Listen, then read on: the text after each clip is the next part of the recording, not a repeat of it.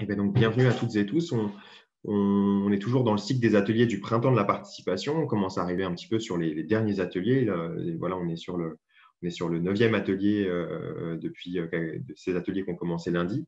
On travaille sur différents sujets en rapport avec la participation. Et sur l'atelier d'aujourd'hui, on va essayer de réfléchir un petit peu au lien justement qu'il peut y avoir entre participation des personnes accompagnées et bénévolat à différents niveaux. Donc, on aura différentes interventions qui sont chacune autant de points de vue assez singuliers sur ces questions-là.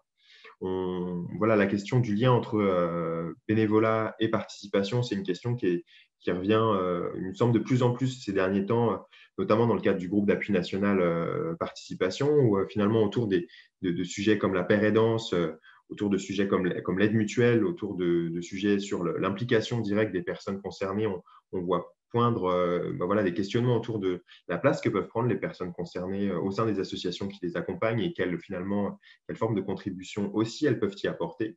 C'est un sujet qui pose beaucoup de questions, qui interroge aussi du coup sur voilà, les modes de cohabitation qui peut y avoir aussi entre bénévoles, personnes accompagnées, travailleurs sociaux notamment. Et donc, on a voulu ouvrir un petit peu ce champ de réflexion-là en proposant voilà, différents points de vue qui justement permettront peut-être de mettre un petit peu en débat cette question-là. On aura la chance d'avoir différentes interventions qui sont chacune ancrées dans des contextes, dans des territoires, dans des organisations différentes les unes des autres.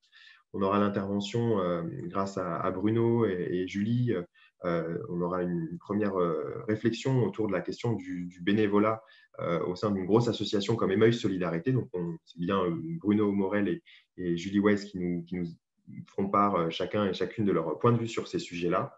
On aura ensuite l'île de Solidarité, qui est une association fondée par et pour les personnes en situation de précarité sur la région lilloise. C'est Dominique Calonne qui nous parlera un peu de cette expérience assez particulière. On aura aussi une association qui se développe de plus en plus au niveau des grandes villes principalement, qui s'appelle La Cloche. Et on aura la chance d'avoir Rachel Seize et Giovanni Trochery qui nous présenteront un petit peu leur fonctionnement original en termes de bénévolat et d'implication des personnes concernées. Et enfin, on aura aussi une expérience forte du côté du secours catholique et notamment du fonctionnement particulier d'un accueil de jour qui propose du coup un bénévolat aussi aux personnes concernées directement. Mais je vous propose qu'on commence un petit peu ce fil un peu d'échange. Vous avez deux possibilités de participation, vous qui êtes dans la salle. Vous avez la possibilité soit de poser des questions directement via le chat. Donc, on relaiera ces questions à l'issue des interventions des différents intervenants. Et vous avez une seconde possibilité, si vous aussi, vous avez une expérience particulière autour de la question du bénévolat et de la participation, du lien qui peut être fait entre les deux, vous avez la possibilité de lever la petite main jaune et de nous mettre dans le chat en quelques mots, finalement, pourquoi vous voudriez aussi nous partager votre expérience et on vous donnera la parole, là aussi, en deuxième partie de séquence. Alors, je vous propose qu'on commence. On va passer la parole à Emmaüs Solidarité. On a quelques petites questions qu'on a un peu préparées avec eux. Peut-être commencer avec une première question un peu générale pour comprendre un petit peu sur une association de solidarité comme Emmaüs Solidarité. Voilà, quelles sont les différentes formes de bénévolat qui existent, qui préexistent d'une certaine manière au sein de cette association-là, pour bien comprendre déjà le contexte du bénévolat lui-même au sein d'une association comme celle-ci. Est-ce que peut-être Bruno, pourriez nous préciser un peu la place du bénévolat dans une association comme la vôtre? Oui, bonjour à tous, très heureux d'être là.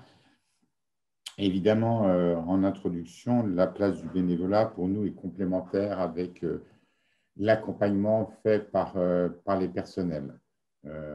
On a la chance d'avoir une certaine taille, donc on a cette chance d'avoir pu créer une mission bénévolat qui est animée par une professionnelle qui est chargée de mission des bénévoles, qui va travailler les missions de bénévolat, et notamment en lien avec les équipes, les domaines d'activité des bénévoles. On a un bureau des bénévoles et on fait plusieurs initiatives, notamment lettres d'information, parcours d'intégration et formation des bénévoles.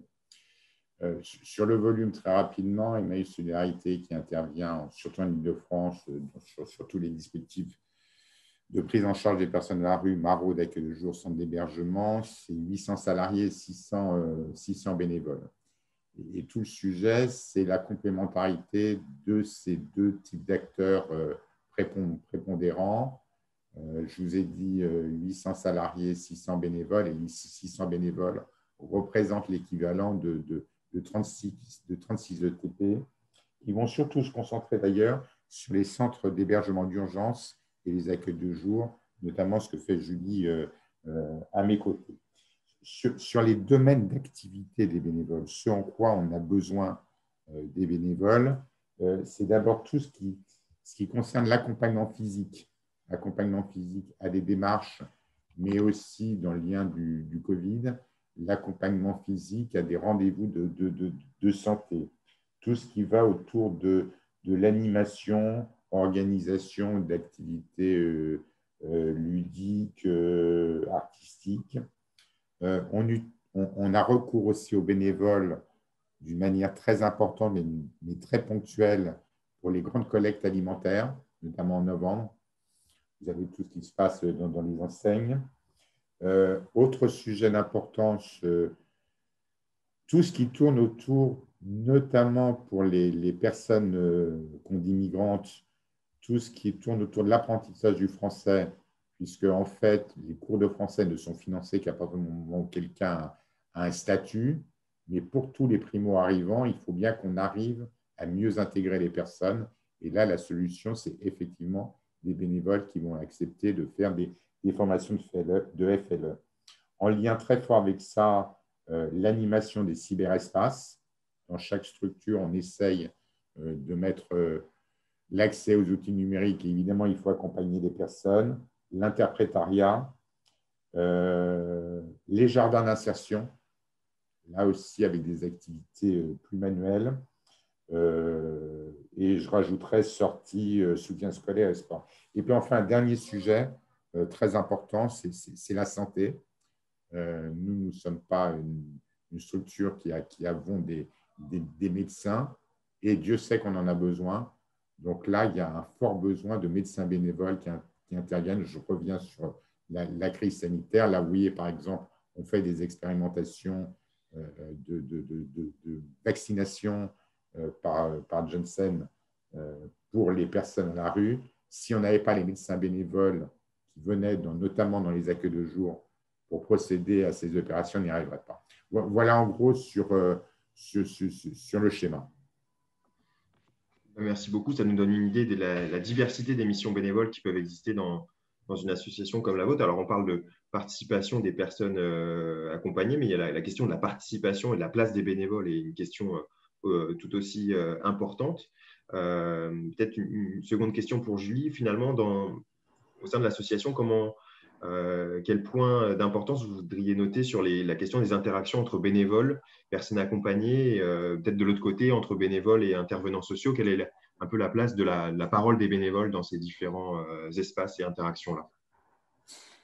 Alors, les interventions sont variées en fonction de l'implication, je pense en tout cas, des bénévoles. Pour ma part, moi, j'ai commencé à faire les petits déjeuners.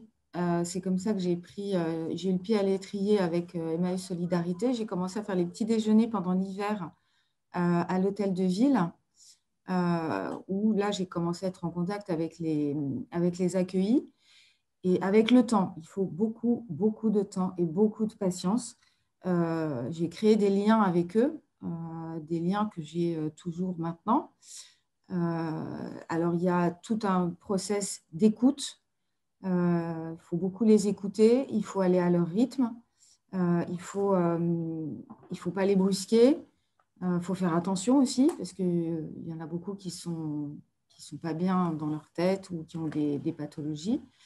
Et suite au petit déjeuner auquel j'allais régulièrement le matin, on m'a proposé de venir une fois donc à l'Agora, qui est un foyer d'accueil de jour qui est en bas d'Emmaüs Solidarité.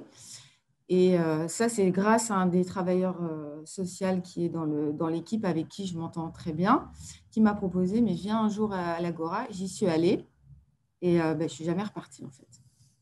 Voilà, j'ai retrouvé une grande partie des accueillis que je voyais au petit déjeuner. Donc, eux, ils étaient déjà habitués à moi, puisque ce sont des personnes qui vivent mal le changement, les changements de rythme, les changements d'habitude, ça les stresse. Donc, je me suis intégrée on va dire, assez naturellement. Et au sein de l'équipe des permanents à Emmaüs Solidarité du foyer, ils m'ont adoptée comme si j'étais une salariée du foyer, en fait. Enfin, ça, c'est pour mon expérience. Voilà. Bien, merci beaucoup, Julie. Est-ce que éventuellement, vous voudriez nous parler un tout petit peu de la manière dont les bénévoles ou votre parole elle est prise en compte aussi dans le cadre voilà, de la vie de cet établissement-là, de cet accueil de jour-là? Quelle place vous avez un peu dans l'organisation elle-même? Alors, la place que je pense avoir, c'est que quand je suis sur place, je suis en contact direct avec eux. Donc, que ce soit pour le café, que ce soit pour l'équipe d'hygiène, que ce soit pour discuter, les aider sur un ordinateur.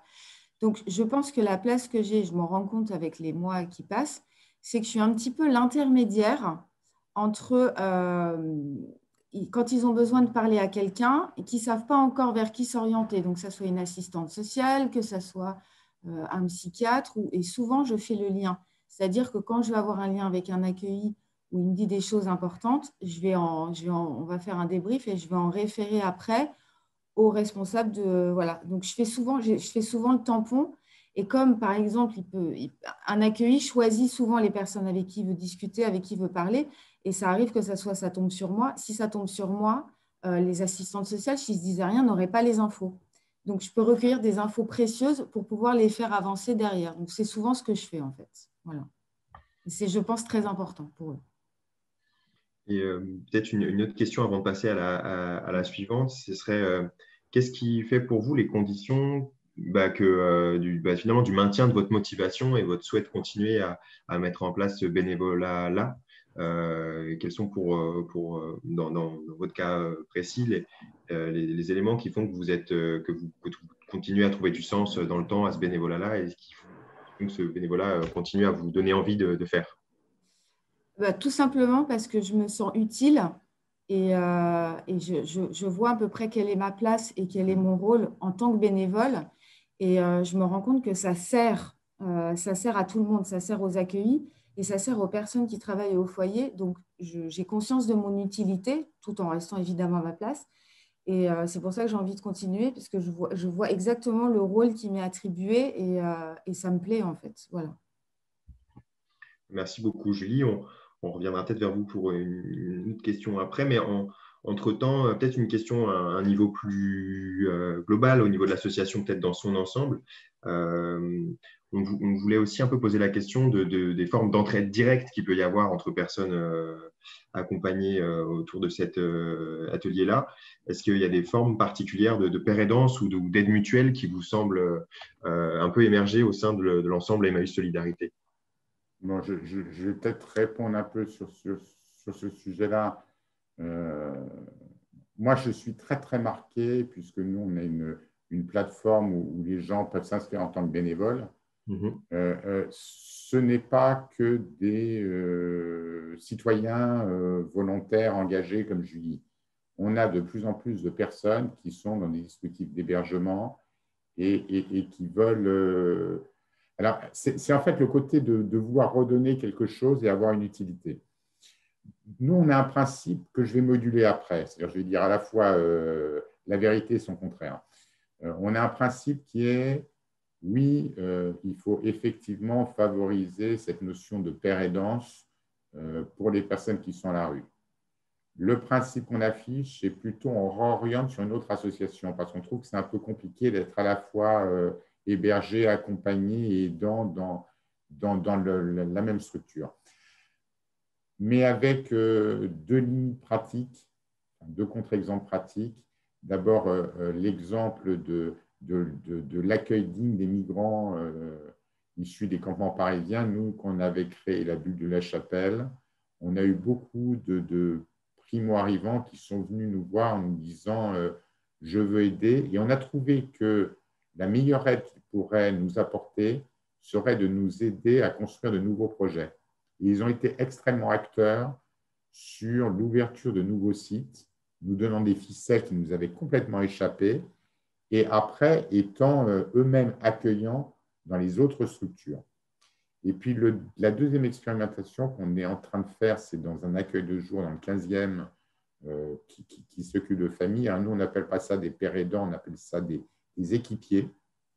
Et en fait, c'est des personnes qui fréquentent cet accueil de jour et qui vont apporter des missions de soutien, notamment en matière de distribution de collations petit déjeuner, d'espace petite enfance, d'atelier dessin, la ludothèque et l'atelier informatique. On est plutôt intéressé par cette expérience, mais avec une grande vigilance. C'est pas de, je ne sais pas comment dire les choses, c'est pas de se faire requalifier cette intervention. C'est un peu compliqué d'utiliser. Alors, vous voyez, j'emploie le mot utiliser, mais c'est un peu. Enfin, ma crainte, c'est que ça soit comme un emploi déguisé ou une forme de risque de requalification. Donc, sur ces sujets-là, nous, on est en train d'ailleurs, on fait une étude d'action qui devrait être rendue publique dans les prochains mois.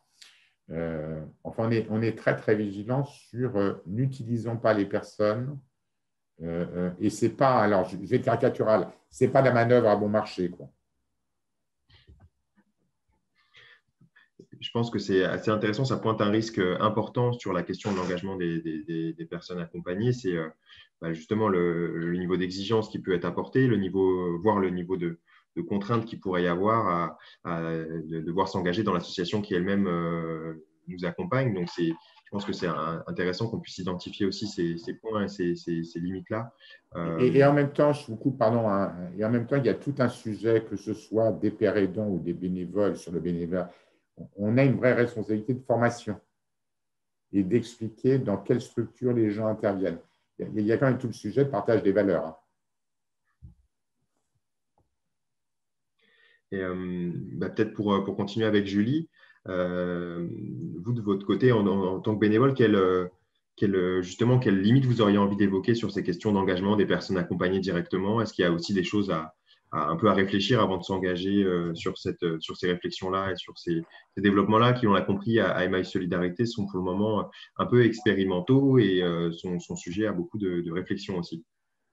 Donc, vous voulez dire pour l'engagement ce dont on avait parlé, l'engagement des…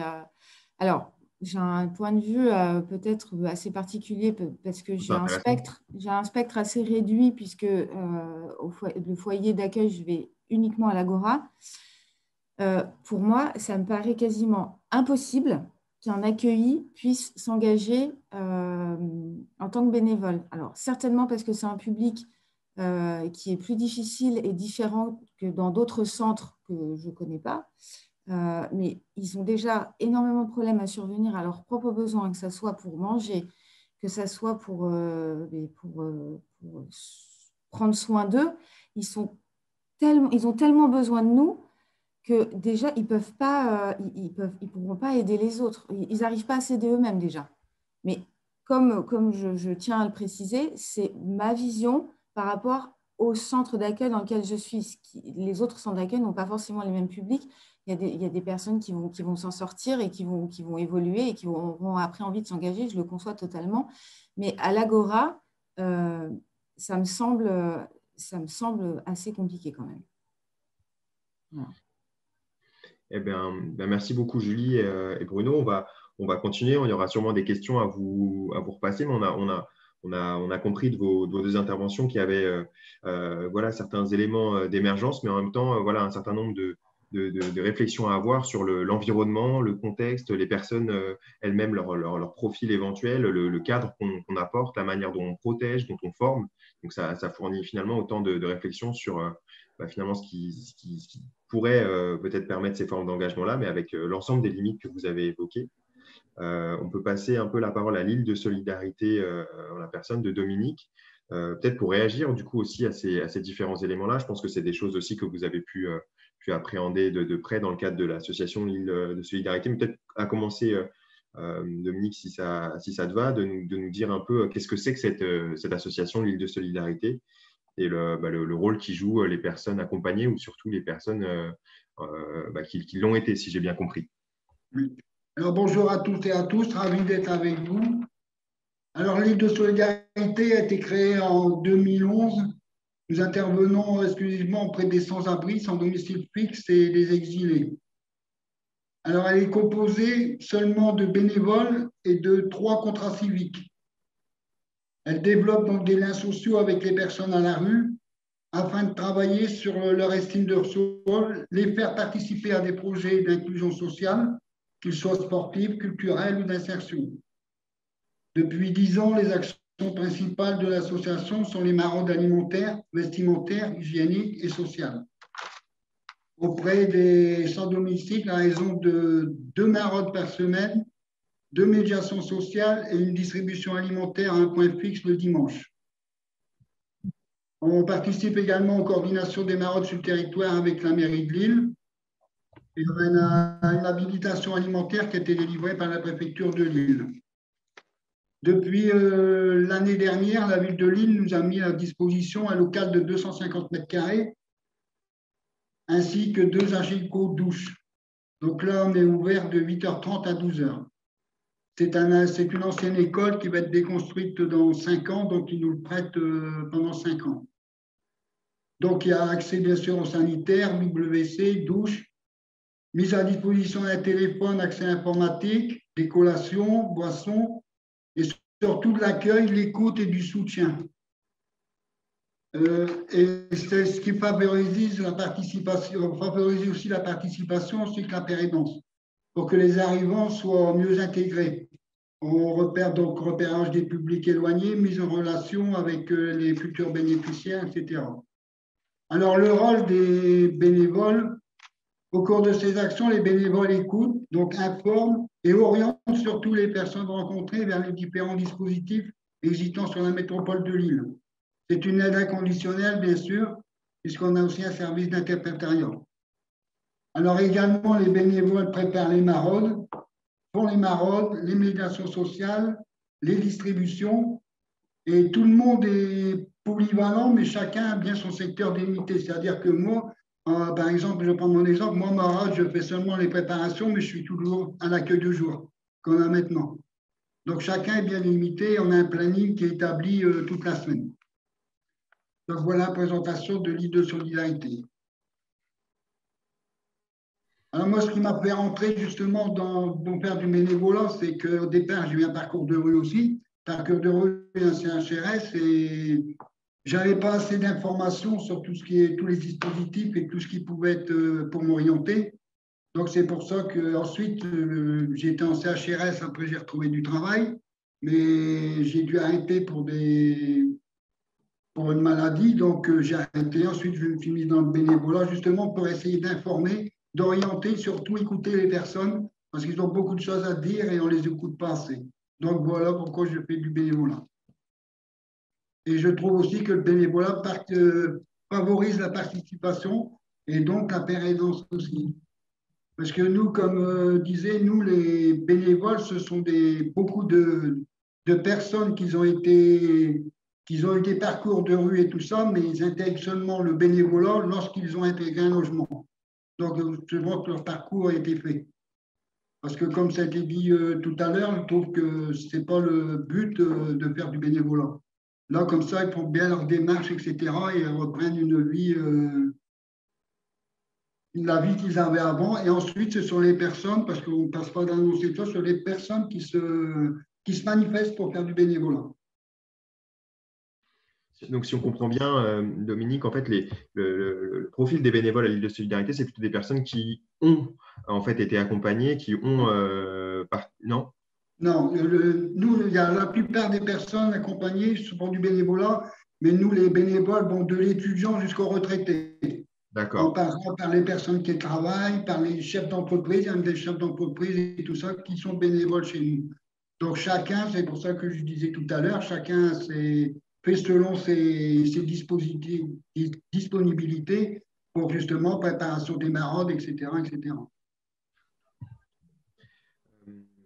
Ok, et il y a une part importante de personnes, dans les bénévoles, il y a une part importante de personnes qui ont eu un parcours d'accompagnement, qui est allé au logement. Et du coup, votre parti pris, si on comprend bien, c'est de proposer ce bénévolat une fois que ce parcours il a permis d'aller jusqu'au logement. Oui, une fois que les personnes sont logées, nous, on ne propose pas le bénévolat. On ne le propose pas, c'est les personnes qui viennent sur nous qui demandent pour faire du bénévolat. Donc, c'est eux qui le demandent. C'est eux qui le demandent. Il y en a aussi qui sont en situation de rouler encore et tout ça, qui demandent pour faire du bénévolat.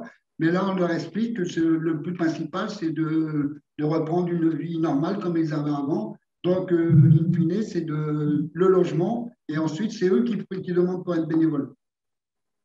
Mais on voit que même en étant bénéficiaire et tout ça, ils donnent un coup de main, etc. Mais pas faire le bénévolat. Par exemple, à l'accueil de jour, débarrasser leur table, donner un coup de main. On a un espace aussi très ouvert dehors, dont on de la pelouse, etc. Mais ce n'est pas du bénévolat, ce n'est pas nous qu'on leur demande. Elles se proposent d'elles-mêmes de le faire. Et d'après toi, c'est quoi les conditions pour que ces différents profils de bénévoles arrivent à agir ensemble? C'est quoi les conditions pour que ce bénévolat fonctionne? Mais disons que là, vu qu'il y a beaucoup de personnes accompagnées et tout ça, ils connaissent la situation des personnes qu'on accueille. Donc, elles connaissent la situation, elles savent leur parler, elles savent discuter avec. Tout le monde se connaît. On essaye de fonder une petite famille. C'est une petite famille, tout le monde se connaît, tout le monde discute. Donc, c'est pour ça que tout marche bien, etc. Tout marche bien, de toute façon. Comment vous mettez en place un peu concrètement cette coordination entre les différents bénévoles et on va dire un peu leur culture différente? Disons qu'il y en a toutes les cultures parce qu'on s'occupe également des exilés et tout ça. Mais tout se passe très bien, justement. C'est intéressant parce qu'il y en a beaucoup qui sont à la rue aussi, qui sont exilés et tout ça. Donc, question d'interprétariat et tout ça. Alors, comment ça se passe? C'est que tous les semaines, tout le monde envoie au président de l'association son planning. Et après, il y a un planning qui est établi. Chacun sait ce qu'il doit faire durant la semaine. Chacun donne ses disponibilités. Et donc, tout le monde sait où il est pendant la semaine. Merci beaucoup, Dominique. Peut-être une dernière question sur, d'après toi, qu'est-ce que des bénévoles qui ont eux-mêmes été en situation de précarité, ils vont peut-être apporter de différent d'un bénévole qui a un autre parcours peut-être, et respectivement aussi. Mais disons, ce qu'ils apportent de tout, c'est parce qu'ils ont connu la même situation que la personne qu'on accueille. Ils peuvent donner aussi beaucoup plus de renseignements sur tous les dispositifs, etc., les dispositifs, les démarches administratives, etc., donner beaucoup de conseils aux personnes qui viennent chez nous. C'est surtout ça, c'est surtout un rôle d'information qui se passe. Et en plus, bien sûr, le parler aussi, peuvent parler plus aisément que s'il y aurait des travailleurs sociaux. Quoi. Vu qu'ils ont connu le cul, on se connaît, on est tous, pas des copains, mais on se connaît tous. Donc, et ce qui est bien aussi, c'est parce que la personne qui est bénévole chez nous, quand elle ne sait pas quelque chose, elle va voir la personne qui s'y connaît dans ce domaine. Il n'y a pas de mélange, chacun ne s'occupe pas, ou alors on essaye de se voir, on dit, bon, ben, cette personne-là, tu vois, elle est tout seule. Oui, mais moi, j'étais là voir et tout ça, donc je m'en occupe. Donc, on ne va pas à 50 sur la personne, chacun s'occupe d'une personne. Et peut-être une dernière question qui peut venir comme ça. Quels peuvent être les risques de ces formes de bénévolat? Qu'est-ce qu'il faut avoir un peu en tête peut-être pour un peu comme c'était évoqué du Code des Maïs Solidarité, proposer quand même des conditions qui soient adaptées, d'une certaine manière un peu protéger et cadrer ces formes d'engagement-là? Qu'est-ce qui te vient comme mesure un peu à prendre pour protéger, entre guillemets, les bénévoles? Nous, de ce côté-là, on n'a pas de souci, parce que déjà, je vous dis, c'est pas comme que travailleur père ou père aidant. Les personnes, elles ont leur logement, etc. Donc, il n'y a pas beaucoup de risques qui retombent dans la précarité. Leur parcours leur parcours de rue, etc., est déjà terminé. Donc, après, bien sûr, il y en a sur bénévolat, ils font ça le temps qu'ils veulent. Le but, c'est bien sûr qu'ils retrouvent du travail, etc. Enfin, ils nous préviennent et tout ça, mais on a quand même un turnover qui est très important. Parce que sans nous vanter, on est quand même bien connu sur la ville de Lille. Donc, c'est pour ça qu'on n'a pas besoin de mettre des annonces, tout ça, pour chercher des bénévoles. Là, en ce moment, vu qu'il y a les écoles et tout ça, mais là, au mois de juin, juillet, il faut que les étudiants ont terminé leurs études. Il va y en avoir plein sur tous les horizons de toutes les écoles qui vont proposer pour être bénévoles chez nous. Et aussi les rencontres aussi des personnes dans les maraudes et tout ça qu'on fait, etc. Elles viennent sur nous pour demander comment elles peuvent faire du bénévolat. Les personnes qu'on rencontre à travers le quartier ou l'endroit où on est.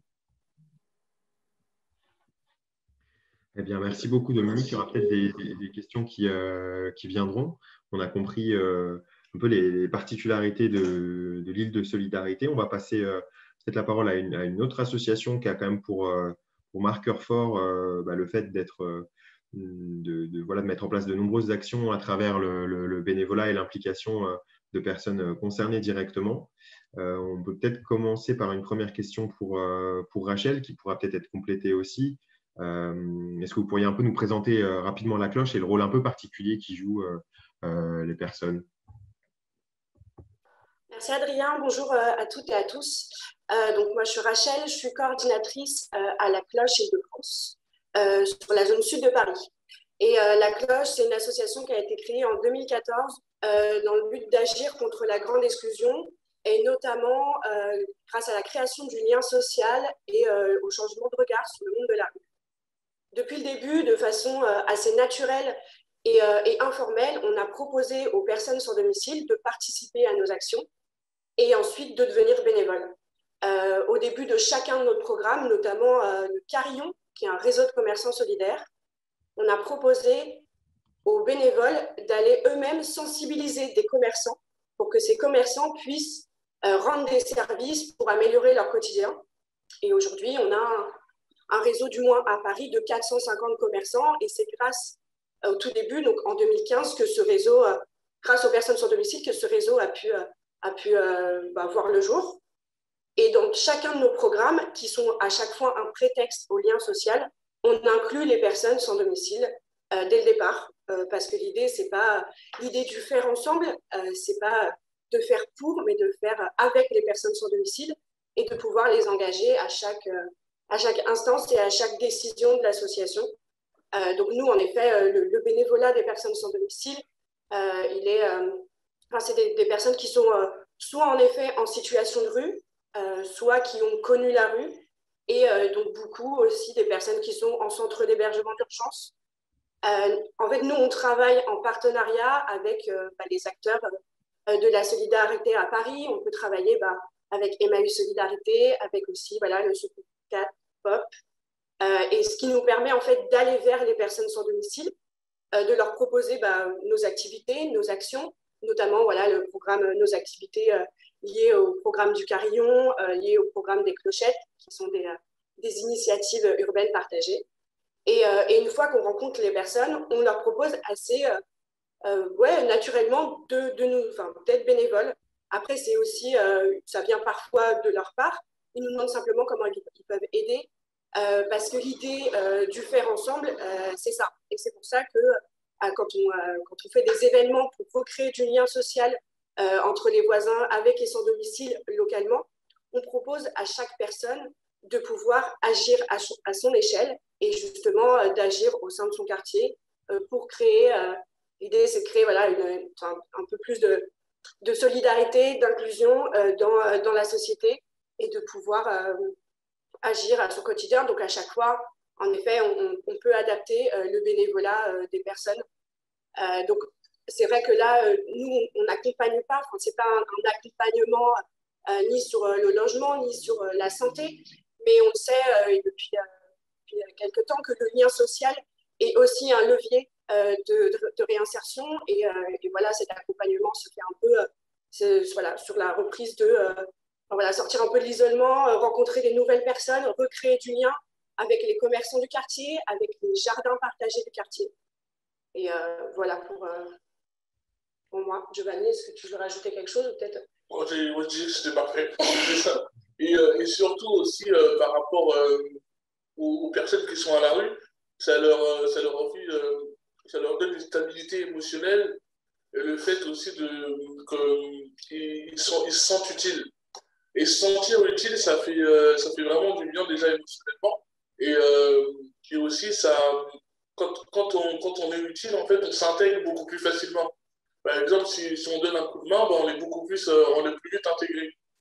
Donc, en fait, dans plusieurs événements, ou même se sentir utile, ça permet vraiment à la personne de se dire, je suis légitime d'être là. Et plus on se sent légitime de s'intégrer à la société, plus on se sent mieux et plus on est émotionnellement stable. Donc, c'est tout un processus qui se fait.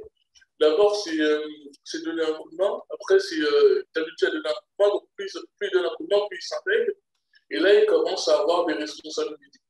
Plus il est émotionnellement stable, comme disait avec Emmaüs Solidarité ou les autres collègues, en fait, s'il n'est pas émotionnellement stable, il n'est pas prêt pour devenir bénévole. Il y a plusieurs paliers pour devenir bénévole. On connaît vraiment le bénévolat au top du top, où il y a de la responsabilité, etc. Mais on peut très bien partir du débarrasser de table à gérer une équipe. Mais tout ça, c'est un escalier. Ouais. Et petit à petit, plus émotionnellement on est stable, plus on a un parcours, plus on s'en sort de la rue, plus on commence on sort de la rue, donc plus on commence à monter les escaliers et à progresser dans le bénévolat. Moi, personnellement, je pense que c'est comme ça. C'est intéressant. Et justement, sur cet escalier au sein de la cloche, est-ce que vous pourriez nous préciser un petit peu les différentes activités et du coup, éventuellement, leur place dans cet escalier-là, éventuellement, pour lesquelles il est possible dans lesquelles il est possible de s'impliquer directement? Non, c'est ça. Moi, personnellement, c'est la sensibilisation. C'est vraiment informer les gens. C'est leur donner des faits et leur dire leur dire ce qui se passe et surtout leur donner des opportunités d'agir. Et moi, je pense que c'est ça le lien social, c'est vraiment donner des opportunités. Parce que parler du social, parler d'aider, tout le monde peut. Mais par exemple, si on dit demain, si je te donne l'occasion, est-ce que tu vas bénévoler? Et en fait, plus on leur donne des occasions qui sont multiples, plus la personne va commencer à se sentir à l'aise et quand elle se sentira à l'aise, va commencer à aider. Et je pense que c'est ça, leur donner des faits, leur dire concrètement ce qui se passe, et surtout à la personne qui arrive, parce qu'il y a plein de gens, vraiment, qui n'écoutent pas les bénévoles, mais dès que c'est les gens qui sont à la rue, là, ils écoutent beaucoup plus facilement. Parce que les gens veulent des faits. Donc, on leur donne des faits, et après, une fois qu'on leur donne des faits, on leur dit, est-ce que vous voulez participer à la progression? Donc, est-ce que vous voulez participer à changer ces faits-là? Et c'est ça qui est cool, c'est qu'à chaque fois, quand les gens voient les faits, ils se disent, bah, tiens, je veux changer les choses. Et quand ils veulent changer les choses, ils participent. Et après, là, ils s'investissent. Après, du coup, l'activité préférée de Giovanni, c'est la sensibilisation dans l'idée de pouvoir changer le regard sur le monde de la rue.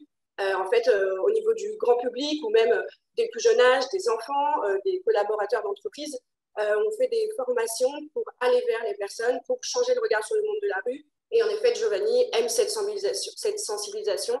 Et puis aussi, quand on fait nos événements de création de lien social entre voisins avec les sans domicile d'un quartier, on tient toujours un stand de sensibilisation pour que les personnes qui se demandent, tiens, qui êtes-vous? Et enfin voilà, il y a toujours quelqu'un qui y répond. C'est pour compléter, hein. Genre, il y a plein de publics, par exemple, on a fait une salade de fruits avec des enfants, on a fait comment ça s'appelle, un repas partagé avec des migrants, on a fait aussi, on est allé dans des festivals avec les jeunes, on a fait aussi un marché de Noël dans une banque. Enfin, il y a vraiment en fait, il y a vraiment tout le public, quoi, et tout le monde peut s'investir, donc de la personne à la rue au gars qui est employé à la BNP. Voilà. Et après, ils peuvent également nous aider sur le fait d'aller sensibiliser de nouveaux commerçants. On peut être également bénévole pour animer, pour aider l'animation à l'atelier d'un jardinage. Et certains de nos bénévoles sans domicile participent également à nos rencontres de rue, qui sont nos maraudes pour aller vers les personnes sans domicile. Voilà, plein de missions et à chaque fois, en effet, on s'adapte à la disponibilité des personnes et voilà, on sait qu'il y a d'autres elles peuvent avoir d'autres priorités et on s'adapte sans cesse à chaque fois aux nouveaux bénévoles qu'on a à la cloche. Et comme disait Darwin, l'espèce qui survit, c'est l'espèce qui s'adapte. Voilà. Et peut-être justement, pour rester sur cette notion d'adaptation On n'avait pas tout à fait prévu cette question-là, mais il me semble qu'elle pourrait être intéressante à poser en intermédiaire. Comment est-ce que vous travaillez cette cohabitation entre différents profils de bénévoles, comme l'évoquait Giovanni, entre des personnes qui sont impliquées dans une vie professionnelle riche, etc., qui ont des niveaux, en tout cas des niveaux d'insertion qui peuvent être différents, des profils sociaux différents. Comment est-ce que vous travaillez cette cohabitation et ce vivre ensemble au sein de la cloche? Je pense que c'est un rythme à prendre pour avoir une bonne cohésion d'équipe sur l'ensemble de nos bénévoles avec son domicile, de faire attention justement, rien que à des petits, encore une fois, on parle de l'accès au numérique. Si nous, on essaie de communiquer sur les actions de bénévolat, souvent via des messageries, on sait qu'on doit s'adapter aux personnes qui n'ont pas la possibilité d'avoir soit une connexion Internet, soit d'avoir tout simplement un portable. Donc, on a quand même, nous, une permanence qu'on appelle nos repères, qui sont quand même un point fixe où tous les jeudis, on va pouvoir se retrouver dans 4 coins de Paris, parce qu'on est divisé en 4 zones. Et l'idée, c'est que si les bénévoles sans domicile n'ont pas de portable, elles puissent nous retrouver tous les jeudis. Et comme ça, on prépare les actions de la semaine en disant, et on leur imprime un planning pour qu'ils essayent de se retrouver. Donc là-dessus, c'est une façon de pouvoir s'adapter. Et puis, en effet, on essaye de ne pas sursolliciter certaines personnes parce qu'on sait, derrière, elles ont un rythme de vie différent, des horaires où voilà, on essaye de pas proposer trop d'activités le soir parce que c'est peut-être l'heure où elles vont chercher un repas ou le matin quand elles doivent aller faire des démarches liées à leur domiciliation, liées à plein de choses qui se passent quand on est à la rue. Donc on s'adapte là aussi, on choisit toujours leurs horaires avec eux pour leur temps de bénévolat. Et surtout, le truc, c'est que tout le monde est sur la même longueur d'onde. Donc, je veux dire, c'est qu'à partir du moment où c'est de la sincérité et on est sur la même longueur d'onde, les degrés de bénévolat, en fait, c'est peu important. Juste le fait que la personne vient vers nous, ça prouve qu'il y a une opportunité à saisir. Et après, ensemble, on choisit ce qu'on peut faire. Par exemple, la personne se présente, dit « moi, je veux faire ça », et on voit ensemble ce qu'on peut faire. Donc, il y en a qui s'investissent à fond pendant des années et des années. Il y en a qui s'investissent 20 minutes par semaine. Il y en a qui s'investissent pas trop. Il y en a qui s'investissent sur le coup. Donc, comme il disait au repère, et la même au repère, là, il y a une occasion, elle le prend, et ainsi de suite. Et le but, en fait, c'est vraiment de se dire que chaque personne est différente et il n'y a pas un type de bénévole. C'est vraiment ça le truc important, c'est qu'il n'y a pas le bénévole type qui arrive qu'il y a 20 ans où il sert le café une fois toutes les semaines et impérativement pendant 20 ans il fait ça. Là, le monde il a changé, le bénévolat a changé. Donc voilà, donc c'est vraiment chaque personne, on s'adapte avec chaque personne. Chaque personne qui rentre dans une pièce est différente. Et après, il y a des super coordinateurs pour personne. Peut-être pour finir avec une question qui va un peu dans les deux sens. Pour une personne qui a vécu à la rue ou qui vit encore, même si vous en avez déjà un petit peu parlé, est-ce que vous pourriez remettre quelques mots sur ce que cette forme d'engagement, de bénévolat, dont on définit pas tout à fait le contour, le lien avec la notion de participation. Il y a certaines questions qui sont arrivées là-dessus, donc on vous les reposera, je pense, dans la deuxième partie. Mais concrètement, qu'est-ce que ça apporte à quelqu'un dans son parcours, on va dire dans son parcours de vie, là, plutôt? Une certaine liberté d'expression. Et surtout un soutien moral. C'est vraiment ça. Parce que comme il disait, par exemple, comme on disait, c'est spécifique, mais quand, par exemple, on va faire des démarches, eh ben, il nous faut à la fin, donc quand on a un mode de vie assez dur, il nous faut un soutien moral permanent. Et le fait d'être utile fait partie des soutiens moraux qui sont assez cool. Et le fait aussi de se dire qu'on peut informer les gens et que surtout on n'est pas simplement une personne à la rue, mais on est une personne tout court et on a une personnalité. Et juste le fait d'exploiter cette personnalité, donc de représenter la rue ou même de représenter tout simplement la précarité ou informer les gens qu'on peut faire une chorale ou qu'on peut chanter ensemble. Juste ça, ça permet de se sentir mieux, quoi, de se sentir vivant et de se sentir soi-même et pas tout simplement un gars en précarité. Moi, personnellement, c'est ce que je ressens. Et c'est ce que tout le monde aussi ressent et tout le monde combat. Merci de nous avoir partagé vos perceptions. Est-ce que Rachel, peut-être pour terminer, avant qu'on passe la parole à la prochaine intervention, nous dire un petit peu, vous, ce qui vous paraît faire peut-être la force de ces bénévoles, peut-être un petit peu différents des autres?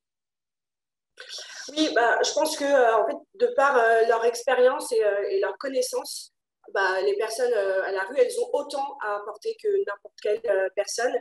Et en fait, l'idée, c'est de construire avec eux cette situation d'exclusion et d'avoir une meilleure connaissance de la rue afin sans cesse d'adapter nos pratiques.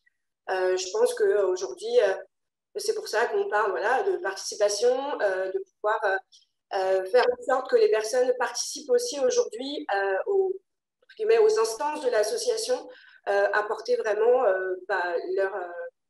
leur histoire pour qu'on puisse ensemble construire les objectifs de notre association, les faire participer à notre assemblée générale, qui soient représentants des adhérents, parce qu'aujourd'hui, tout ce qui émane du terrain peut créer des nouveaux programmes qui seront vraiment adaptés aux personnes concernées. Merci beaucoup à vous deux. Il y a certaines questions qui vous sont déjà posées qu'on vous passera tout à l'heure, mais on va continuer un peu notre premier tour en passant la parole au centre, à l'accueil de jour Lataste, qui est mis en œuvre par le Secours catholique et pour lequel on a la chance d'avoir Thierry et Sophie qui vont nous parler aussi des éléments forts de la manière dont le bénévolat est mis en œuvre, notamment le bénévolat des personnes concernées au sein du Secours catholique. Peut-être une première question à vous nous dire qui pourrait répondre pour vous sur un peu l'origine particulière du bénévolat des personnes accompagnées au sein du Secours catholique. Oui, bonjour à tous et à toutes. On est heureux d'être avec vous ce matin. Le Secours catholique, vous savez, c'est une vieille maison et qui avait ses habitudes et qui était connu peut-être surtout par son côté vestiaire, distribution alimentaire, etc. Et il a fallu à un moment donné de son histoire qu'il y ait une rupture qui se passe pour qu'on puisse aller vers autre chose et d'autres comportements. Alors, ce n'est pas d'hier, ça date d'il y a 25 ans, c'était lors du 50e anniversaire du Secours catholique que notre association a décidé de s'inspirer de gros partenaires qu'elle avait, c'est-à-dire en particulier Caritas Brésil, Caritas India et ATD Carmonde, pour changer justement nos manières de faire. C'est-à-dire que c'était la fin, du moins c'était l'objectif du tout distributif, du tout aide, pour essayer de passer à l'accompagnement et à la participation. Et ce mouvement donc continue, se développe, doit chaque fois être recommencé parce que la tendance justement peut être celle-là, mais ce qui est, je dirais, le support de cet objectif, de cette dynamique de participation dont le bénévolat des personnes accueillies étant une des modalités de la participation des personnes accueillies, c'est que nous avons la conviction qu'il faut rompre une sorte de réflexe où la personne en difficulté vient en se présentant comme une personne en difficulté, qui a des problèmes, qui a des manques, et cela induit de la part des bénévoles, puisque nous sommes essentiellement une association de bénévoles, ça induit, il y a des choses qu'il faut donner, qu'il faut résoudre, il y a des problèmes à résoudre pour la personne. Mais si on revient aux fondamentaux et qu'on dit qu'en fait, l'objectif c'est de rétablir la fraternité entre nous, à ce moment-là, nous sommes différents, mais nous sommes tous dans une même dynamique de dignité. Et à ce moment-là, beaucoup de choses sont possibles. C'est-à-dire que, comme l'a très bien dit Giovanni tout à l'heure, il faut que tout le monde puisse avoir du sens dans sa vie, être utile. Et la participation, pour nous, c'est ça, dont le bénévolat, c'est pouvoir donner la chance à tout le monde d'être utile à quelqu'un, d'être utile à quelque chose. Et donc, Sophie peut nous dire maintenant comment elle est arrivée à faire du bénévolat au Secours catholique. Bonjour à tous. Donc, moi, si je suis devenue bénévole au Secours catholique, c'est que j'étais pendant très très longtemps à la rue le Secours catholique m'a beaucoup aidé, beaucoup soutenu. L'histoire a commencé il y a 5-6 ans à Saint-Malo, université d'été, avec une ancienne salariée qui m'a proposé, avec 3 autres personnes du Café de Rue. Le Café de Rue, c'est une mission du Secours catholique qui m'a proposé de venir faire du bénévolat à Saint-Malo pour les universités d'été. Et après, ça a été de grosses discussions avec le Secours catholique et surtout avec l'ancienne équipe de la Vôtre pour savoir si je pouvais devenir bénévole ou pas. Et là, maintenant, ça fait 2 ans que je suis bénévole à la Vôtre.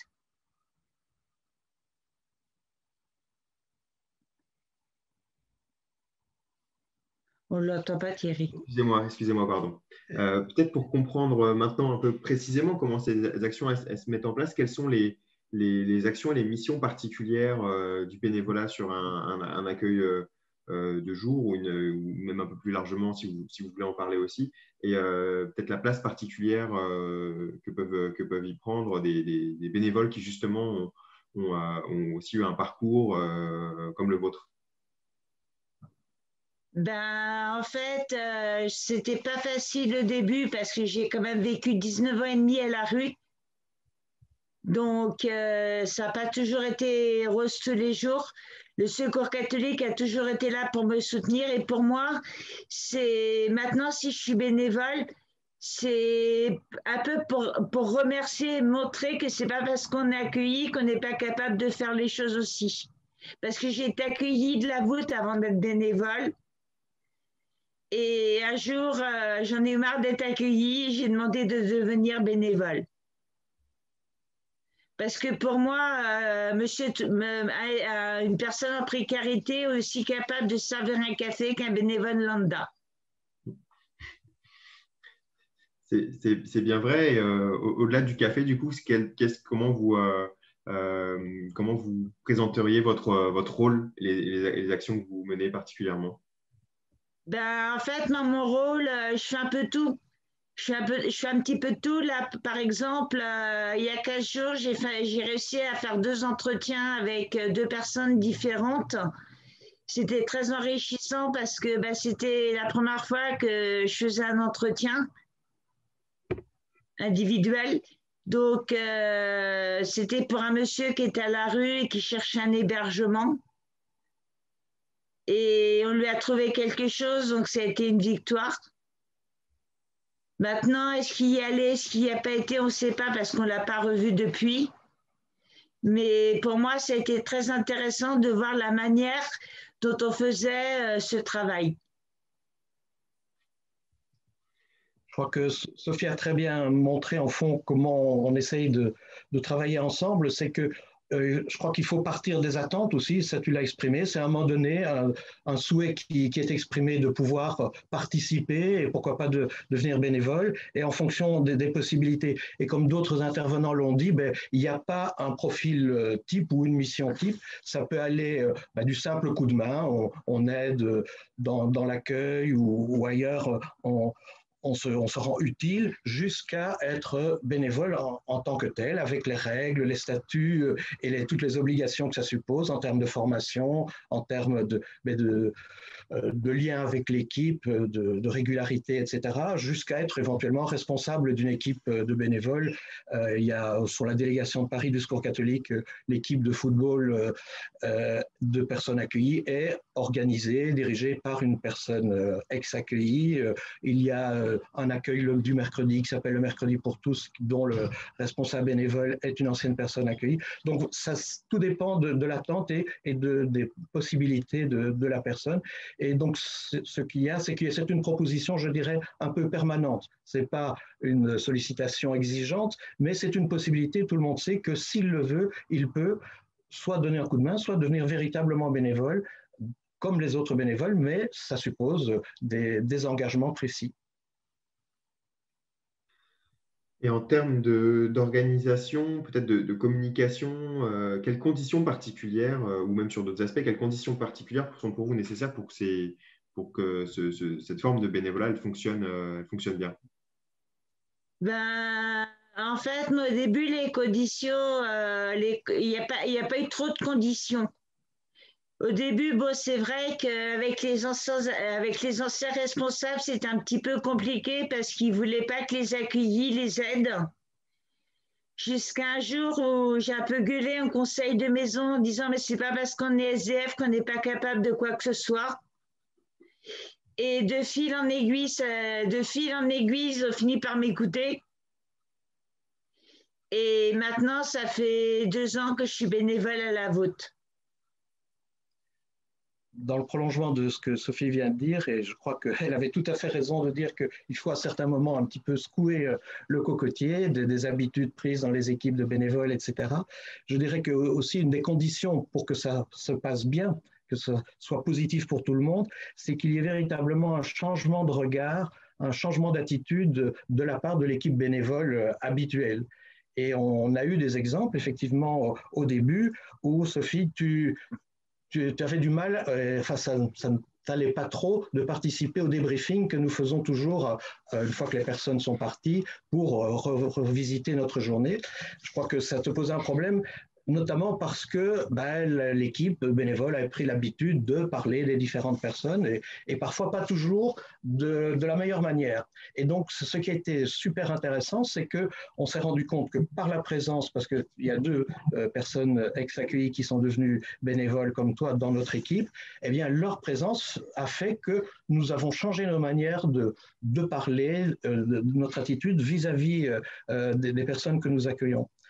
Je pense aussi qu'une des conditions, c'est que les personnes accueillies qui deviennent bénévoles puissent bénéficier d'un accompagnement à leur bénévolat, c'est-à-dire qu'il y ait une attention particulière de l'un d'entre nous au parcours, à la vie de bénévole de la personne, et enfin qu'on ait bien à l'esprit de ne jamais mettre la personne en danger. Autrement dit, accepter qu'il y a des moments où c'est pas le moment, voilà, et que le bénévolat peut être mis sur la touche pause, et de ne pas demander des choses qui vont mettre la personne en insécurité ou en fragilité. Eh bien, merci beaucoup à vous deux. Si vous n'avez pas pour le moment de choses à rajouter, on peut passer à la seconde partie de cette séquence-là, passer un peu aux questions qui ont été posées. Ça vous va ? Ok. Alors, il y a les premières questions qui sont arrivées. Il y en a une première que peut-être vous pourriez être plusieurs à répondre parce qu'il y a peut-être des partis pris un peu différents là-dessus sur la question de la valorisation. Alors, il y a le passeport bénévolat a été évoqué, mais il y a aussi d'autres manières de valoriser le bénévolat. Est-ce que, par exemple, sur une association comme Emmaüs, cette question de comment est-ce qu'on valorise, comment est-ce qu'on rend visible le bénévolat, c'est une question qui se pose et sur lesquelles vous avez adopté des outils, une stratégie particulière sur cette question-là un peu largement. Puis après, on fera peut-être un peu passer cette question parce qu'elle peut peut-être un peu tous vous concerner. Oui, sur la valorisation du bénévolat, je rebondis sur ce qui a été dit un peu par ce Coca tout à l'heure. Il y a tout le sujet, pour valoriser le bénévolat, il faut lui donner une vraie place. C'est-à-dire qu'il y a tout le sujet du parcours d'intégration et de la formation. Toutes nos structures travaillent beaucoup sur les parcours d'intégration des nouveaux salariés. Et nous, on est en train de faire la même chose sur les bénévoles. Et j'aime beaucoup l'idée de ce qui a été dit, attention à ne pas mettre non plus les personnes en danger. Donc, expliquer comment les choses se passent, et notamment sur la notion de personnes hébergées ou accueillies et bénévoles. C'est une idée très généreuse à laquelle je crois beaucoup, mais qui peut apporter de vraies difficultés. À titre d'exemple, nous, on a fait le choix d'avoir, et c'est bien normal, un administrateur qui représente les personnes hébergées au sein du conseil d'administration. Cet administrateur est une personne hébergée dans une de nos structures. Je peux vous dire que quotidiennement, pour cette administratrice, d'ailleurs c'est une femme, la vie n'est pas simple. Parce qu'évidemment, elle porte un poids politique qui se retrouve en reflet avec la réalité de la vie de l'hébergement. Et sur des sujets aussi basiques que les conditions d'hébergement, la nourriture ou quoi que ce soit, s'il y a le moindre problème, elle se retrouve face aux autres personnes hébergées en porte-à-faux. Donc voilà, alors sur le passeport bénévolat, oui, nous, oui. Et on est en train de valoriser toutes ces initiatives, mais qui sont encore un peu désordonnées. C'est pour ça qu'on a une mission en ce moment via notre chargé de mission santé pour voir comment on peut restructurer tout ça. Merci beaucoup. Est-ce que peut-être du côté de la cloche, par exemple, cette question de comment est-ce qu'on valorise, comment est-ce qu'on rend visible éventuellement certaines compétences acquises par les personnes au cours de leur bénévolat, c'est aussi une question qui se pose chez vous? Oui, oui, là, on a travaillé justement sur, ça fait longtemps qu'on travaille sur ce parcours de bénévoles, qu'en effet, on adapte quand même assez régulièrement, et notamment pour les personnes accompagnées, personnes en domicile, un peu, voilà, comment on peut valider une validation des acquis. On a aussi parlé, nous, de ce fameux passeport bénévole qu'on nous a déjà demandé, donc comment on peut l'amener dans le parcours, à quel moment on peut proposer cette valorisation. Et là, on est justement en train de créer un parcours de formation, notamment pour les personnes qui prennent la parole, donc un peu atelier d'expression, prise de parole en public, pour les aider tout au long quand ils nous aident et quand ils prennent la parole pour justement un peu changer le regard sur le monde de la rue, de créer des formations. Donc là, on essaierait de mettre ça en place en septembre avec les personnes sur domicile. On a déjà fait passer un questionnaire pour avoir leur retour sur toutes les fois où ils ont fait tout simplement une activité où ils ont dû prendre la parole et témoigner. Et si je dois rajouter quelque chose, c'est vrai que c'est assez utile dans le sens de faire du bénévolat, parce que, en fait, entre le monde du travail et le monde de la rue, en fait, c'est assez difficile. Mais quand, par exemple, on envoie des CV au boulot, comme ça, par exemple, Emmaüs Défi, la plupart du temps, quand j'ai travaillé là-bas, et ben, je lui ai dit que je faisais beaucoup de bénévolat, et à partir de ce moment-là, ils ont commencé à prendre une CV en sérieux, avec tout ce que j'ai fait, parce que j'ai fait beaucoup de choses.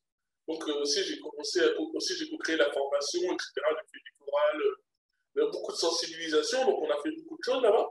Et ben, petit à petit, ils ont commencé à prendre de ça. Mais aussi, le truc que j'ai fait, c'est recruteur de donateurs. Je ne sais pas si vous voyez. Donc, les personnes qui demandent de l'argent à la rue, etc., pour aider l'association. Et ben, grâce à la sauce, grâce à mon CV, j'ai eu ça. Donc, ça peut vraiment faire la transition, en fait, le bénévolat peut faire la transition entre le monde de la précarité et le monde du travail. C'est pour ça que le plus souvent, on demande, par exemple, officiellement qu'on soit officiellement mis dans l'association pour qu'on fait quelque chose. Donc, dès qu'on va voir, par exemple, un employeur, on dit, par exemple, on a fait tant d'années là-bas, on a fait aussi, après, ça dépend ce qu'on veut.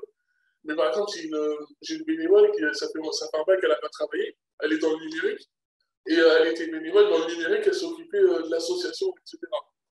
Et ben, grâce à ça, elle a trouvé un boulot récemment. Donc, ça peut aider vraiment, en fait, entre faire la transition entre le travail et la rue et le monde du travail. Voilà. Merci beaucoup à Emmaüs et à la cloche. Peut-être on peut retirer de ce que vous avez mis en avant le fait que d'un côté, il y a peut-être des efforts à faire sur la manière dont on rend visible, dont on rend lisible du coup les compétences acquises au cours d'une période de bénévolat. Et en même temps, du côté d'Emmaüs, vous avez pas mal mis en avant aussi l'importance de bien clarifier, de bien protéger, de bien définir le statut des personnes qui s'engagent de manière à ce que leur rôle soit bien clair et qu'elles ne se retrouvent pas dans des situations difficiles qui peuvent être un peu de porte-à-faux vis-à-vis des personnes avec lesquelles elles vivent au quotidien notamment. Je pense que c'est deux points assez importants. Peut-être en réaction et peut-être en essayant peut-être de répondre à une autre question qui a été posée.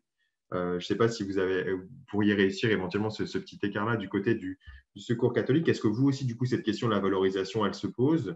Et puis, il y a une question, peut-être commencer par répondre à cette question-là, puis il y a une question un peu juridique qui a été posée autour de la manière dont on peut à la fois avoir le statut de personne hébergée ou accueillie et en même temps avoir un statut de personne bénévole. Est-ce que ça passe par une adhésion différenciée?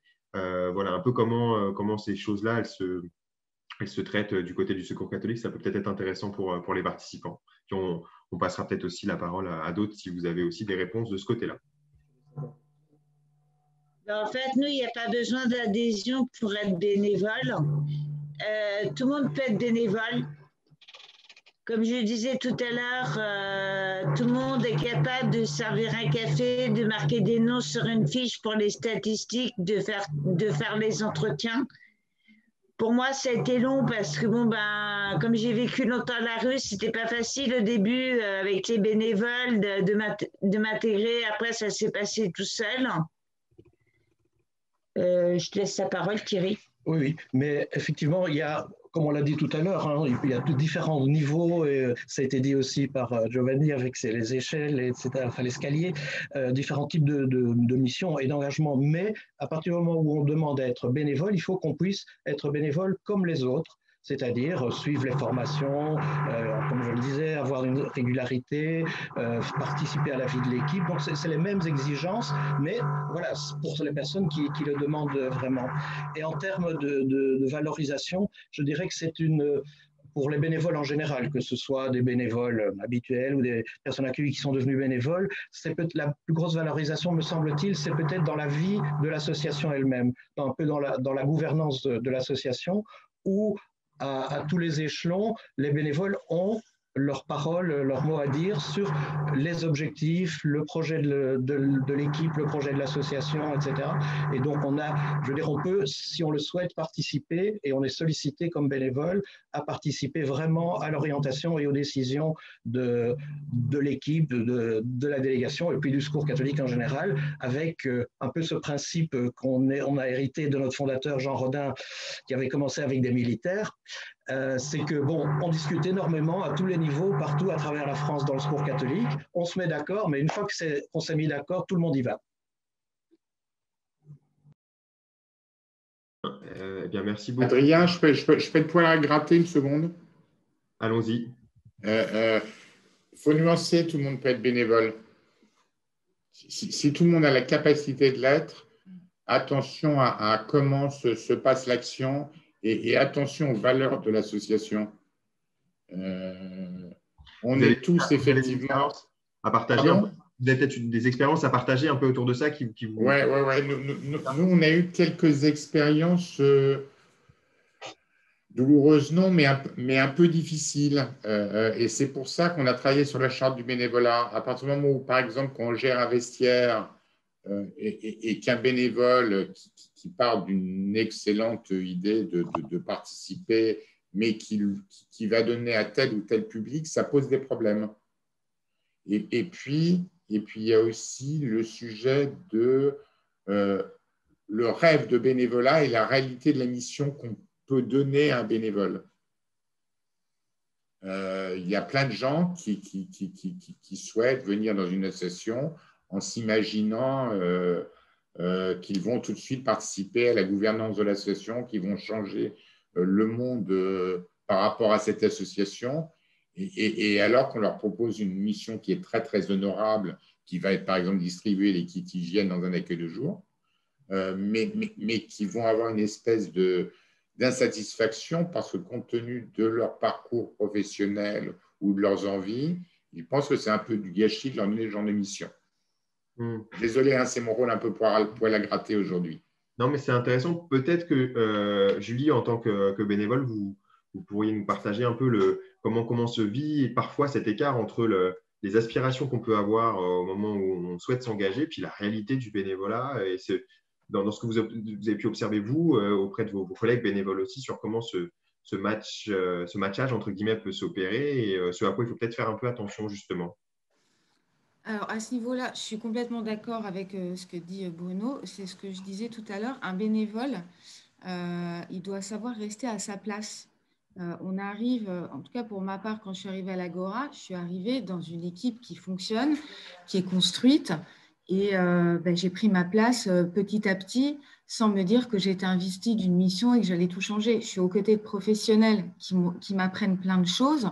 Alors après, moi, distribuer des kits d'hygiène, distribuer des cafés, discuter avec les accueillis, pour ma part, ça me convient très bien. Et c'était ce à quoi je m'attendais. Je suis en contact avec eux, c'était ce que je voulais. Je suis en contact avec les travailleurs sociaux qui m'apprennent énormément de choses. Ça, c'est mon point de vue et c'est comment je le vis. Donc, moi, j'ai aucun problème avec ma mission de bénévolat où je sais qu'elle est cadrée et ça me va très bien. Après, je conçois totalement qu'il y ait des personnes qui ne connaissent pas trop le bénévolat et qui se disent, voilà, je vais faire du bénévolat et qui vont se sentir investir d'une mission et qui vont peut-être être déçus de ce qu'ils vont faire et ça va remettre en question un peu leur implication par la suite. Bien, merci beaucoup. Je vois qu'entre-temps, du côté de la cloche, ça a levé la main. Et après, on passera la parole aussi à une personne de la salle qui pourra nous parler un peu aussi des réflexions sur ces sujets-là qui sont menées dans un cadre plus interassociatif, dans le cadre de France Bénévolat aussi. C'est bon. Oui. En fait, non, c'était pour vous dire, ils sont tous, en fait, il n'y a pas de souci, tout le monde est d'accord, mais je pense que l'accompagnement des bénévoles, en fait, dans une partie, on doit leur dire que ça peut être bénéfique pour eux. Dans le sens, par exemple, administratif, si par exemple vous êtes en précarité ou quoi que ce soit, si vous avez, si vous avez un statut, une assurance de bénévole, eh ben, c'est avantageux déjà pour le CV et pour l'administratif en général, pour la mairie de Paris, etc. Donc moi, je parle des grosses associations préfectorales, comme par exemple Secours catholique ou Resto du Cœur. Déjà, ça, c'est intéressant. Dans le premier cadre, de toute façon, c'est ce qui m'a servi pour avoir ma carte d'identité. Je peux vraiment parler comme expérience. Et dans le deuxième cadre aussi, en fait, comme je disais, dans la forme d'escalier, ça peut être aussi dans la forme de promotion du bénévolat. Il ne faut pas commencer trop haut. C'est vrai qu'au bout d'un moment, on peut vite se brûler les ailes dans le bénévolat. C'est qu'on peut vraiment passer dans une ambition folle et à la fin se trouver en disant c'est trop dur ou on n'est pas dans les capacités de faire ça ou émotionnellement on n'est pas capable. C'est pour ça qu'il faut dans un premier temps un accompagnement. Donc, comme dans Emmaüs Défi, donc les gens qui s'occupent vraiment de ça, et à partir de ce moment-là, faire, comme je disais, l'escalier. Et l'escalier peut fonctionner partout. L'escalier peut fonctionner de l'entretien en disant tu veux devenir bénévole, ok, tu vas commencer par l'équipe d'hygiène, et si plus tu progresses, plus tu montes. Et aussi, et c'est ça aussi qui est difficile dans les associations, et qu'on en parlait beaucoup, et c'est pour ça qu'on a fait un groupe de travail, c'est que aussi, il faut l'accompagner dans chaque progression, en fait. Et souvent, les gens, soit ils n'ont pas le temps, soit ils n'ont pas l'investissement, soit il n'y a pas une bonne coordination, mais en tout cas, ce qui a fait vraiment le succès de la cloche, et ce qui a fait vraiment le succès aussi même du Secours catholique, avec, quand on a débuté, parce que aussi, j'étais à Saint-Malo aussi avec Sophie, c'est que, par exemple, ma hôte, c'est là qui s'occupait de nous, elle a continuellement nous accompagné dans notre progression. Donc, on a commencé à faire de l'imputement, et après, on a commencé à parler de notre bénévolat. Et c'est ça aussi qui est important, c'est qu'il faut vraiment en parler avec soit la direction, soit les gens qui s'occupent, ou soit des bénévoles locaux, ou soit des gens au siège, mais il faut vraiment parler de nos ambitions directement et progresser petit à petit. Et il faut accompagner les gens qui veulent faire ça. Les gens les plus ambitieux, il faut plus les accompagner. Et à partir du moment où on est vraiment dans une même longueur d'onde, une même symbiose, et bien là, on peut commencer à progresser.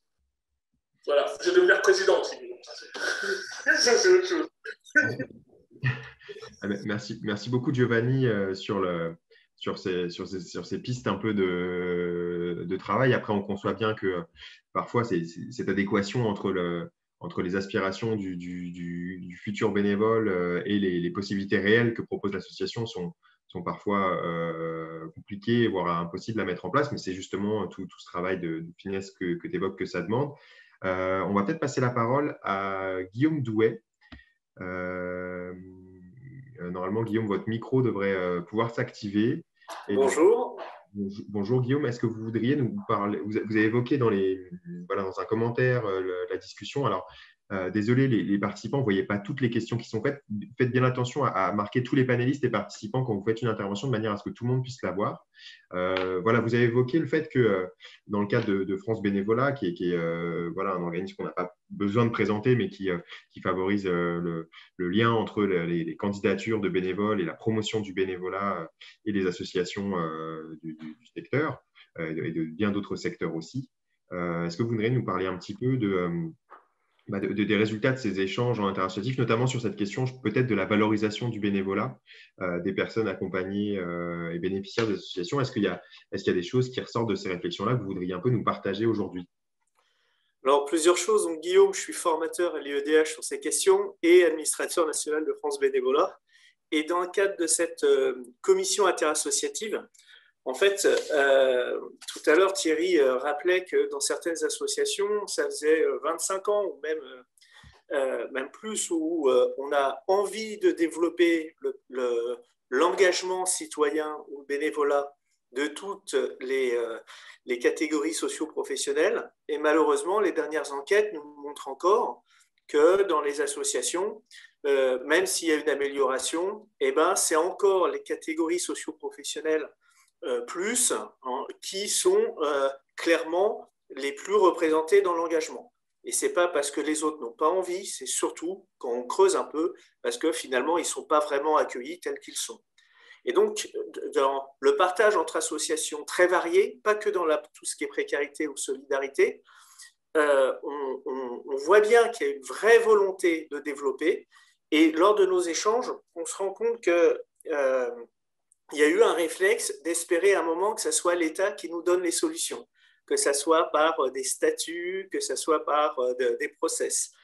Et on est plutôt à se dire que c'est bien à chaque association de se préoccuper, parce qu'en fait, il n'y a pas de statut bénévole officiel. Et chaque association doit régulièrement en fait, se poser la question. Et tout à l'heure, Giovanni l'a super bien dit. Il a dit comment accompagner chaque progression. Parce qu'en fait, là aussi, il y a eu certaines associations qui ont essayé en fait, de reproduire l'erreur il y a 20 ans dans le bénévolat, c'était de plaquer des process de la RH sur 15 étapes pour devenir bénévole. Alors, on s'est rendu compte que ça ne marchait pas très bien pour les bénévoles et on était en train parfois de refaire la même chose pour les bénévoles bénéficiaires. Et là, on s'est dit, non, là aussi, attention, on ne va pas refaire la même erreur. Et il y a beaucoup d'associations qui, justement, Giovanni devrait être embauché chez eux, parce qu'ils sont en train de dire qu'il faut plutôt, avec cette diversification du bénévolat en général et la diversification des bénévoles bénéficiaires, il va falloir diversifier les façons de faire du cousu humain. Et en fait, le constat un peu de tout le monde, c'est qu'on ne se donne pas suffisamment de temps. Pour les salariés, on le fait parce que c'est obligatoire, mais pour les bénévoles, on a du mal à se donner suffisamment de temps, notamment pour les bénévoles les plus en précarité. Et à France Bénévolat, on n'est pas seulement une intermédiation, mais on est vraiment milite pour le bénévole, pour et par toutes les catégories. Merci beaucoup, Guillaume, pour cette intervention vraiment enrichissante. J'ai peut-être envie de passer la parole pour continuer à Dominique sur l'île de solidarité. Vous avez, je pense que c'est quelque chose que vous avez vraiment réussi à développer, c'est finalement cette capacité à être suffisamment souple et adaptable pour permettre à des profils très différents de bénévoles de s'impliquer et justement de proposer des modes satisfaisants. Est-ce que tu as quelque chose un peu à nous dire, Dominique, sur les recettes de cette implication dans une association comme celle dans laquelle tu t'impliques à l'île de solidarité? Alors nous, à chaque fois que quelqu'un veut devenir bénévole, il est reçu par un membre du bureau de l'association qui lui explique vraiment tout ce qu'il aura à faire, tout ce qu'il a à faire, etc. Et ensuite, il est présenté à un membre de l'équipe qui le prend, disons, qui l'oriente vers ce qu'il y a à faire. Et ensuite, on voit également aussi qu'il y a des personnes qui sont des choses plus faciles à faire. Mettons, préparer sandwich, il y en a qui peuvent faire peut-être avec 2 jours. Il y en a... Donc, on leur laisse leur place où elles veulent aller. Mais elles sont reçues, il y a une charte aussi du bénévolat mais elles sont reçues par un membre du bureau qui leur explique vraiment les tâches et les missions de l'île de solidarité. Chaque bénévole passe par là. Eh ben, Ensuite, pour la valorisation, j'avais une chose à dire aussi, qu'on aimerait bien aussi que ça soit pris en considération dans les CV, le bénévolat. Et justement, je fais partie aussi du Conseil national des personnes accompagnées et du Conseil régional des personnes accompagnées. Et on essaye de travailler pour justement poser un amendement pour que cette valorisation soit prise en compte dans les CV pour le travail. Ensuite, au point de vue de la gouvernance, il y a aussi beaucoup de personnes accompagnées qui y sont.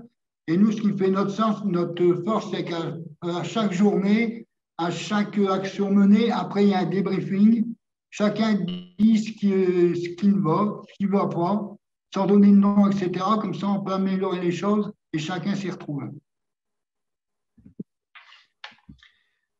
eh bien, merci beaucoup, Dominique, pour ces différents éléments. Ce serait intéressant de suivre notamment la démarche que vous menez au niveau du CNPA sur la question de la valorisation des compétences acquises dans le cadre de démarches d'engagement bénévole et de participation. Il y avait une question particulière sur la question de l'engagement bénévole de certains publics, notamment il y avait une question sur comment est-ce qu'on travaille avec des publics dont l'implication elle peut pas forcément se projeter énormément dans le temps. Par exemple, des publics qui sont dans des processus administratifs de régularisation qui peuvent les amener à ce que leur situation elle change au fil du temps et est-ce que leur disponibilité évolue, mais c'est des choses qu'on retrouve aussi auprès d'autres publics. Est-ce que peut-être a priori, est-ce que par exemple au niveau de la cloche, c'est quelque chose que vous rencontrez, l'idée de travailler avec des publics entre guillemets volatiles?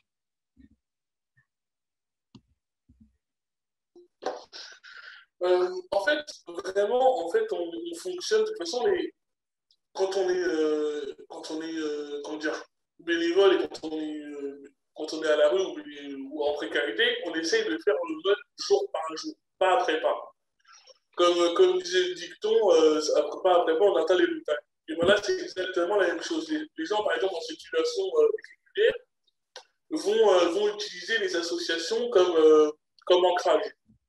Donc après, qui dit ancrage dit pendant un moment rester dans le temps. Et ça peut être utile. Et après, petit à petit, selon les opportunités ou selon les grades, il va commencer à le fermer. Histoire de se poser, comme je disais dans les premières choses, dans les premiers mots que j'ai dit, c'est que si émotionnellement il est stable et s'il a une opportunité de faire quelque chose, l'association peut le faire. Parce qu'en fait, l'association est liée avec le gouvernement, enfin, les grosses associations. Et c'est là où c'est intéressant dans le sens où ils font une ligne dans l'associatif qui est beaucoup plus claire, en fait. Donc, surtout par rapport aux migrants. Moi, la plupart du temps, tous les potes que je vois, moi j'ai eu quelques qualités, les migrants, c'est la plupart des potes, et moi, ils sont sortis grâce aux associations. Donc, ils ont commencé à être dans une association, adhérer à l'association, donner un coup de main au loger. Après, ça dépend. Mais ils ont commencé à soit donner des coups de main pour rester dans l'association, soit monter en grade dans l'association. Mais, en tous les cas, c'est que ça va vraiment pas après pas. On arrive dans l'association, on voit ce qu'on fait. Comme on disait, c'est ça le problème avec, comme on disait avec Emmaüs, comme on disait, le problème, c'est que ça allait trop en grade, vous brûlez les ailes. Donc, ça va, comme je disais, toujours la même chose dans l'escalier. Il va commencer à donner un coup de main, il va voir les paperasses, etc., et puis ses paperasses, et s'il lui reste du temps, il va bénévoler. Mais ça, c'est vraiment optionnel. Et après, il monte en grade et il monte en grade. Donc, soit à la main, il réussit, il reste dans l'association, soit s'il échoue, il va dans une autre association. Mais c'est moins intéressant. Mais dans le cas, c'est vraiment pas après pas. Donc, ça peut vraiment partir du 1 mois, 2 mois, 3 mois, et après, plus il reste, plus il commence à monter les échelons. Voilà. Merci beaucoup, Giovanni. Est-ce que du côté du Secours catholique aussi, vous auriez des choses un peu sur comment est-ce qu'on travaille le bénévolat dans des formes qui peuvent être un peu… comment est-ce qu'on travaille un peu avec l'irrégularité potentielle un peu des bénévoles? Vous en avez un petit peu parlé tout à l'heure, mais est-ce que vous avez développé des modes d'adaptation particuliers au fait que vous allez avoir des personnes qui vont pouvoir s'impliquer beaucoup à certains moments et un peu moins à d'autres? Du coup, c'est peut-être difficile de construire, entre guillemets, une offre de service dans laquelle on doit quand même proposer une vraie continuité aux personnes qu'on accompagne et une présence régulière avec du coup en face des bénévoles qui, eux, ne peuvent pas toujours l'être. Oui, je vais rebondir un petit peu sur ce que Dominique disait tout à l'heure, où chez vous, donc si je vous ai bien suivi, donc un peu un critère pour devenir bénévole, ben, c'est d'être logé, quoi, d'être un petit peu la tête hors de l'eau et de ne pas être encore trop pris dans ces difficultés. Et effectivement, pour des personnes accueillis qui ont pu complètement se stabiliser. Effectivement, la question de la régularité, de la permanence sur la durée ne se pose pas plus que pour d'autres bénévoles. En revanche, pour les autres, les personnes accueillies qui font du bénévolat restent dans leurs difficultés, des personnes accueillies qui ont besoin d'être accompagnées, pour lesquelles on va faire avec elles des démarches, etc. Et il y aura peut-être aussi des parenthèses parce que la situation administrative et autres ne leur permet pas à ce moment-là, ou même l'hébergement ne leur permet pas de faire du bénévolat. Donc je crois que c'est un petit peu, on s'adapte effectivement, comme beaucoup l'ont dit, hein, on s'adapte à la situation de la personne, et même si ça a été un bénévolat ponctuel, mais c'est super, quoi. Et encore une fois, la personne accueillie qui est bénévole doit continuer à être accompagnée dans son bénévolat, et si elle en a besoin, dans ses démarches et sa progression d'insertion. En fait, moi maintenant, je m'en suis sortie, je suis à Maison Relais, mais c'est vrai qu'au début, j'étais dans un foyer à Doma et c'était vraiment pas le top. Au début, j'étais bénévole il y a 2 ans et c'est vrai que l'équipe de la voûte m'a beaucoup soutenue.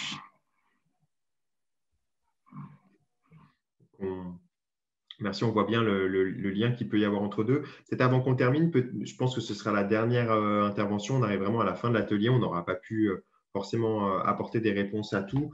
Il y avait quelques questions autour de la question de la gouvernance d'association. Je vous renvoie du coup à un atelier qui aura lieu demain. Ce sera le dernier des ateliers du printemps de la participation. Il commence à 11h15 sur la question vraiment de la participation des personnes à la gouvernance d'association. Donc, il y aura un peu de suite là-dessus. Voilà, j'espère qu'on a pu un peu répondre. Peut-être dernier complément, peut-être du côté d'Emmaüs Solidarité, vous qui avez quand même une fonction d'accompagnement du bénévolat qui est assez développée. Comment est-ce que vous travaillez un peu cette irrégularité potentielle chez les bénévoles? Et puis, ce sera un peu du coup la dernière intervention. Après, on conclura.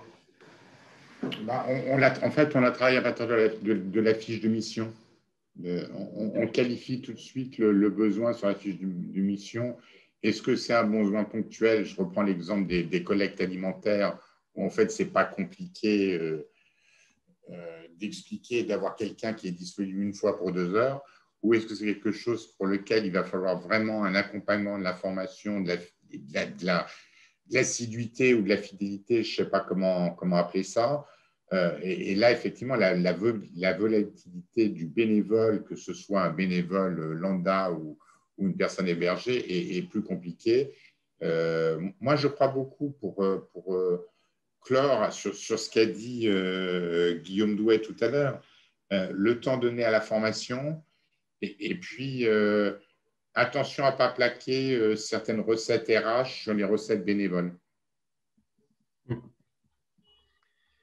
Eh bien, merci beaucoup.